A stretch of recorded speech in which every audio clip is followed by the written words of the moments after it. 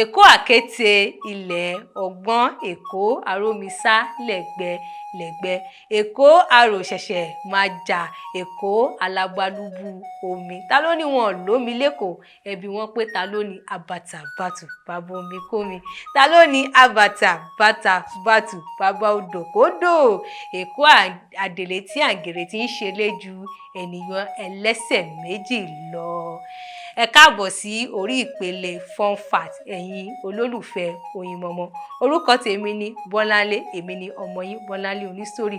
Ọlọ́run ọba ò dẹ̀ ní fi ẹlòmíì ṣe mí láṣẹ Èdùmàrè. Gbogbo ẹ̀yin olólùfẹ́ Oyinmomo níbikíbi tí ẹ bá ti ń wò mí, yálà lórí ìtàkùn ayélujára ni, àbí ẹ̀rọ ìbánisọ̀rọ̀, àbí ẹ̀rọ amóhùnmáwòrán. Mo kí gbogbo yín káàbọ̀, mo túwálé gbogbo ẹ̀yin olólùfẹ́ mi. Ẹ mọ̀ pé tí bá ti kọ́kọ́ wá sí orí ètò báyìí, mo máa ń láti túwálé yín. Ṣé èèyàn kan lè wá mọ̀ nǹkan tá fẹ́ sọ̀rọ̀ lénìí? Ó yẹ kẹ́ ti mọ̀, torí mo ti kọ́kọ́ kì wọ́n síwájú. Ó yẹ kẹ́ ti mọ̀, a máa sọ̀rọ̀ nípa Èkó lénìí. Gbogbo wa la mọ̀ Èkó. Ẹni tó bá mọ̀ Èkó dáadáa, tó bá mọ̀ Èkó dáadáa, tó mọ̀ TBS, á mọ̀ pé ère kan wà ní Èkó. Ère náà rẹwà gidi gan. Ère náà ga fíofío. Tó yẹ pé tó bá rí ère yẹn, wọ́n mọ̀ pé irú ère wo ló rẹwà tó báyìí. Orípa ère yẹn la fẹ́ sọ̀rọ̀ lérí lónìí. Ẹni yẹn gangan, ẹni gangan tó ṣe tó fi wá sọ di ère ní Èkó la wá fẹ́ sọ̀rọ̀ nípa lónìí. Nítorí ẹ lè ṣe kí ni kéye kẹ́ máa wo ètò Oyinmomo, torí pé ẹ máa kẹ́kọ̀ọ́ kan tàbí méjì lórí ètò tèmi.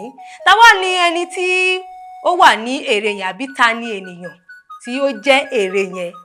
Ẹni yẹn náà la wá fẹ́ sọ pẹ̀lú ni. Òun ni Ọba Adó. Òun ni ọba àkọ́kọ́ tí a kọ́kọ́ ní Èkó. Òun nìyẹn o. Òun lọ́ba àkọ́kọ́ tá kọ́kọ́ ní Èkó.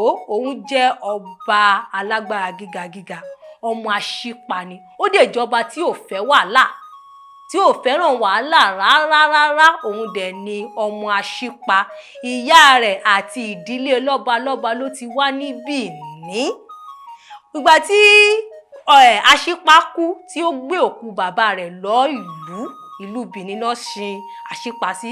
Ìgbà yẹn ni ọba Bìní wá dé, Adóládé, tó wá fi jẹ ọba ní Èkó. Nígbà tó dẹ̀ ń bọ̀ lÉkòó, ó kó àwọn olóyè tirẹ̀ dání wá sí Èkó. Ọba Adó ó fẹ́ ìyàwó mẹ́ta. Ìyàwó alákọ̀ọ́kọ́ tó fẹ́ ni ọmọ Bìní tí a mọ orúkọ rẹ̀. Ó bí ọmọ kan tó ń jẹ́ Gábàró. Ọmọ kejì ni Akíṣẹmọyì. Ọmọ kẹta wá ní Èrèlú Kútì. Èrèlú Kútì yẹn, ẹ ti máa gbé Èrèlú Kútì yẹn mọ̀ pé wọ́n máa ń jẹ Èrèlú Kútì lÉkòó. Gbogbo yín tí ẹ jẹ́ ọmọ Èkó lẹ mọ̀ ń pa kínní yìí. Ìyá tó bí ni Olúgbàní, ọmọ Ìjẹ̀bú ni ó ti wá. Ẹ mọ̀ àríyànjiyàn kan wà láàrin ẹ pé rárá o, ìyá tó bí ò wá láti Ìjẹ̀bú, àtẹ̀dó ló ti wá, àbí Bìní. Rárá o, ìyá tó bí àti Ìjẹ̀bú ló ti wá, torí pé àwọn ẹ̀gbọ́n rẹ̀ méjì wọ́n tẹ̀lé ìyàwó ẹ̀ wá sí ìyàwó ọba yìí wá sí Èkó. Àwọn dẹ̀ lọ gbé òrìṣà Oníkò wọ Èkó. Ìkan tí àwọn onítàn fi díẹ̀ múlẹ̀ ni pé Ìjẹ̀bú ni Olúgbàní ti wá. Òun dẹ̀ ló bí ọmọ tó ń jẹ́ Ìkútìkútì, tá wá sọ di Èrèlú Kútì. Ọmọ alákọ̀ọ́kọ́ tí wọ́n bí fún ọba Adó tí ń jẹ́ Gábàró, òun ló wá jẹ ọba lẹ́yìn tí ọba Adó lọ síbi tí àgbà ń rè. Ìlú Bìní dẹ̀ lọ sin ọba Adó sí, torí pé ìṣe àti àṣà ìpínlẹ̀ Bìní ni.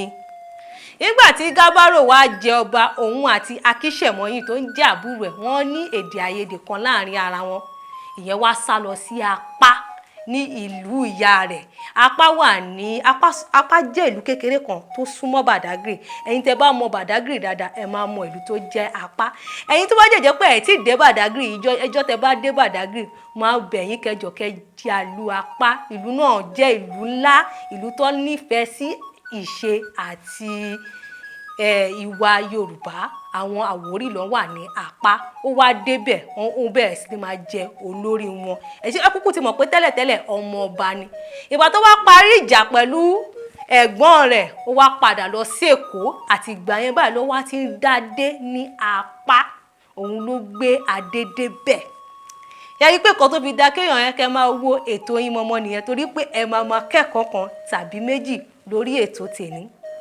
ká wá sọ̀rọ̀ nípa Ìkútì tó wá padà jẹ Èrèlú Kútì. Gábárò jọba, Akíṣemóyì náà jọba, ṣùgbọ́n àwọn ọmọ Èrèlú Kútì náà wọ́n padà jẹ ọba. Nítorí ẹ̀ la ṣe wá ní olóyè Èrèlú Kútì. Ọmọ Adó ni ó kọ́kọ́ jẹ́ Ìkútì tá wá padà sọ ní Èrèlú Kútì. Ìdí tó dẹ̀ fi sọ ní Ìkútì, ìyá rẹ̀ máa ń bímọ, gbogbo àwọn ọmọ rẹ̀ máa ń kú. Ó dàbí ẹni tó máa ń bí àbíkú. Ìgbà tó wá bí eléyìí wọ́n wá sọ di Ìkútì, ò lè kú mọ́ láéláé. Ìgbà yẹn la wá sọ di pé Èrèlú Kútì. Kò wá ní ju báyìí lọ lórí ètò tèmi torí pé kí ni ṣókí ni ọbẹ̀ oge. Ẹ̀yin olólùfẹ́ mi ọ̀wọ́n, mo lérò pé ẹ ti kẹ́kọ̀ọ́ kan tàbí méjì lórí ètò tèmi. Orúkọ tèmi ni Bọ́láńlé, èmi ni ọmọ yín Bọ́láńlé Oníṣòwò. Ẹ pé mo gara gan ni. Gbogbo ẹ̀yin ọmọ Èkó ẹ nawọ́ torí àìmí náà ọmọ Èkó ni mí àti ìpínlẹ̀ Èkó ni mo ti wá. Ó dìgbà, ó dàbọ̀.